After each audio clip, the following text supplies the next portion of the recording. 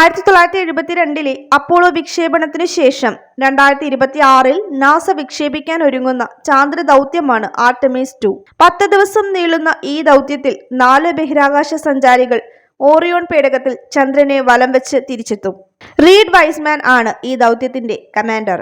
Victor Glover, Christina Koch, Jeremy Hansen എന്നിവരാണ് ഈ ചാന്ദ്ര ദൗത്യത്തിലെ ബഹിരാകാശ സഞ്ചാരികൾ. ചന്ദ്രനിൽ സ്ഥിരമായ മനുഷ്യ സാന്നിധ്യം ഉറപ്പാക്കാനുള്ള ആർടെമിസ് 3 ദൗത്യത്തിന്റെ മുന്നോടിയാണ് ഈ വിക്ഷേപണം. ചന്ദ്രനെ ചുറ്റിയുള്ള യാത്രയിലൂടെ ഓറിയോൺ പേടകത്തിന്റെ ലൈഫ് സപ്പോർട്ട് സിസ്റ്റങ്ങളും ബഹിരാകാശ വികിരണങ്ങളെ അതിജീവിക്കാനുള്ള കഴിവും പരീക്ഷിക്കുകയാണ് ഈ ദൗത്യത്തിന്റെ ലക്ഷ്യം. ആർടെമിസ് 2ന്റെ വിക്ഷേപണത്തിന് മുന്നോടിയായി റോക്കറ്റിൽ ദ്രാവക ഇന്ധനം നിറച്ചുള്ള പരിശോധന നാളെ നടക്കും. 322 അടി 98 മീറ്റർ ഉയരമുള്ള റോക്കറ്റിലേക്ക് അതിശീതീകരിച്ച ദ്രാവക ഇന്ധനം നിറച്ചുള്ള പരിശോധനയാണ് ഇത്.